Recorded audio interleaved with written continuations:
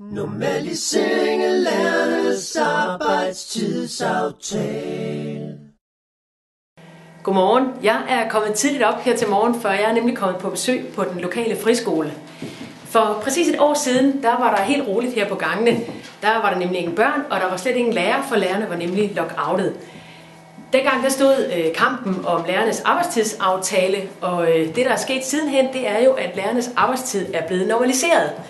Vi har fået lov til at komme på besøg her til morgen for at finde ud af, hvordan er det så gået her på friskolen med en normaliseret arbejdstid.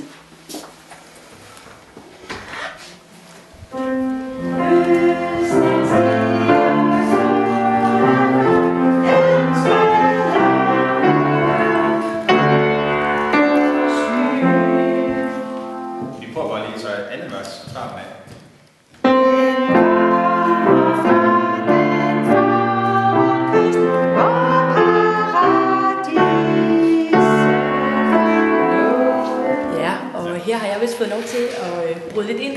Jesper, du er jo musiklærer her på friskolen. Ja. Det er dig, der også står for morgensang. Hvordan synes du, at det er gået efter, at lærernes arbejdstid er blevet normaliseret? Jamen, for mig har det været rigtig dejligt, fordi nu kan jeg sidde hen på skolen og øve mig til morgensangen. Og jeg behøver ikke sidde hjemme om aftenen og øve. Jeg har faktisk solgt mit klaver, og jeg har købt en motorcykel i stedet for. Og så nogle gange, så når jeg ikke får øvet helt færdig, og så...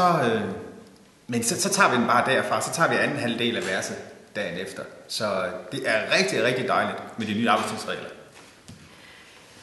Ja, og det var altså Jesper, som var rigtig glad for de nye arbejdstidsaftaler. Lad os prøve at se, om vi kan finde nogle flere lærere. Normalisering af lærernes arbejdstidsaftale. De nye arbejdstidsaftaler har jo haft den betydning, at lærerne nu sidder hver dag indtil klokken 4 og forbereder sig på skolen. Lad os gå ud og se, om vi kan finde en lærer, der forbereder sig. Jeg tror, der er en her.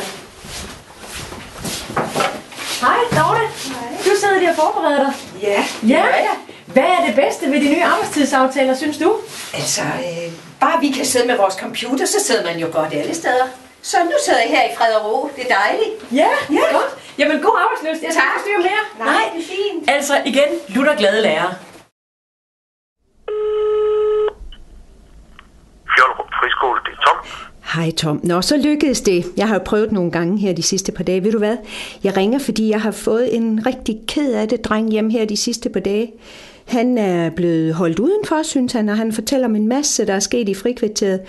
Og nu er det jo også sådan, at vi har hjemme, der er kommet en ny lille, og det ved vi også godt, at det tager noget fra. Du har ringet til Fjollerup Friskole uden for telefontiden. Tom? Du kan kontakte os alle hverdage mellem 15.30 og 15.45.